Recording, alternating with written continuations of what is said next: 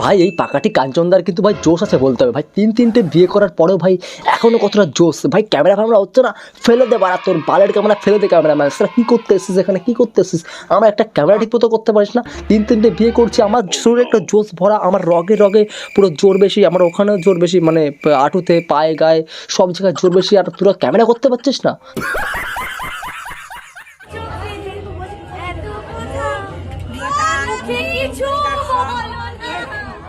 আরে কাঞ্চন দিদি, কাঞ্চনদার বউ, কাঞ্চনদা এখন মুখে কিছু বলতে পারবে না, তুমি বুঝতে পারছো না? কাঞ্চনদার মধ্যে এখন একটা জোশ ভরা আছে, রক্ত এই শিরায় শিরায় উপশিরায় পট পট করে ফুটছে, যে বাসরটাতে যাবে, মানে বাসর ঘরে যাবে, তখন তোমাকে মুখে চুমু দিয়ে আর কাজে করে দেখাবে যে কতটা জোশ কাঞ্চনদার। তিনটে বিয়ে করছে তোমাকে নিয়ে, বোঝো না?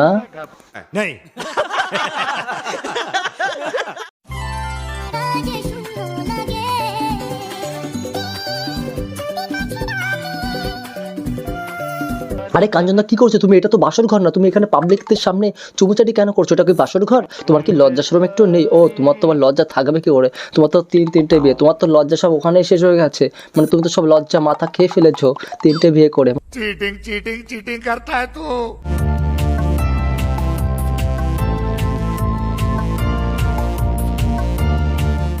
ছি ছি ছি, কাঞ্চনদা পাকাটি হচ্ছে, পাকাটির মতো একটা মেয়েকে বিয়ে করতে পারতে, এই দশা তো দেখতে হতো না যে হাতিকে বিয়ে করছো ভাই, হাতি তোমাকে ভাই একদম উড়িয়ে দিচ্ছে, মানে কোলে করে উড়াচ্ছে ভাই, তুমি উঠাতে পারলে না কোলে?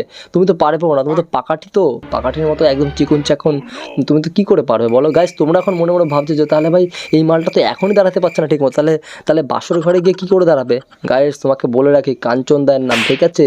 মাল চিকুন হতে পারে কিন্তু নিচে জোর আছে অনেক, মাল চিকুন হতে পারে কিন্তু নিচে অনেক জোর আছে, মানে পায়ে অনেক জোর আছে, দাঁড়াতে পারবে বাসর রাতে, ঠিক দাঁড়িয়ে যাবে। আমি বিশ্বাস করি না। বলেন কি? না কি হয়েছে বাসরাতে? মুড এসে গেছে। আরে কাঞ্চনদা থেকে মুড এসে গেছে বাসর রাতে, তা করে ফেলো না, সব কিছু করে ফেলো। ওখানে ওইসব সাইডে ভাই ওইসব কাকপক্ষে কেন রেখে দিয়েছো? মুড এসে গেছে তাহলে শুরু করে দাও, খাপা খাপ ঠাপা ঠাপ, মানে অন্য কিছু যেসব করে বাসর ঘরে। মানে আমি বলছিলাম পায়ে দাঁড়ানোর কথা, তুমি পায়ে ফায়ে দাঁড়িয়ে যেতে পারো, তুমি তো ভালো দাঁড়াতে পারো, তিনটে বিয়ে করেছো, যদি ক্ষমতা না থাকে তাহলে কি করে হয় বলো? হবে।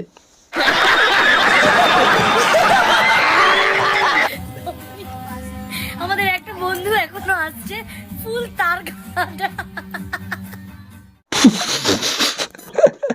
আরে দিদি আমার মনে হচ্ছে তার ওদের কাটেনি, তোমারই তার কেটে গেছে, বুঝলে? তোর জন্য বাসরাতে বরকে বলছো, বর কি হয়েছে তোমার? আর বর বলছে, এই শোনো না, আমার মুড এসে গেছে, মানে একটু করার, প্রসাদ খাওয়ার। ওহো আসো না। এমন একখানা গুণ যেটার জন্য তোমার মনে হয় এই মানুষের জন্য সারা জীবন হাত ধরে থাকা। কাঞ্চনদা খুব কম কথা বলে এবং প্রচার বিমুখ, কিন্তু কাঞ্চনদা যতটা কাজ করার কাঞ্চনদা ঠিক নিজে সামলে নেয়, দায়িত্বটা নিতে জানে। আরে দিদি তুমি যে কি বলো না, পাকাটির মতো কাঞ্চনদার 3 নম্বর বউ তুমি, আর তোমার যদি দায়িত্ব না নেয়, তোমার দায়িত্ব সব সময় নেবে, সকালে নেবে, বিকেলে নেবে, আর রাতের শোয়ার সময়ও নেবে, দায়িত্ব নেবে না? কি যে বলো তুমি, ছি।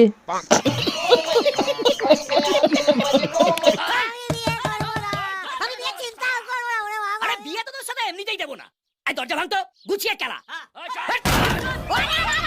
ভাই তার মানে বুঝতে পারছো, আজ থেকে 10 বছর আগে কাঞ্চনদা বলতো যে আমি একটাও বিয়ে করবো না, আমাকে ছেড়ে দে ভাই, আমি কেঁদে মরে যাবো নইলে। আর এখন কাঞ্চনদা একটা নয়, দুটো নয়, তিনটে বিয়ে করেছে।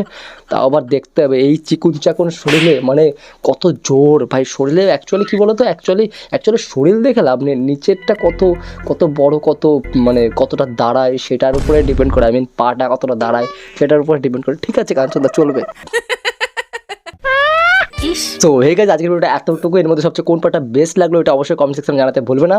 আর চ্যানেল নতুন হলে তোমার ভাইকে সাপোর্ট করো, সাবস্ক্রাইব করে পাশে দেখো। যদি ফেসবুক পেজ থেকে দেখো তাহলে অবশ্যই ফেসবুক পেজটা ফলো করে পাশে দেখো।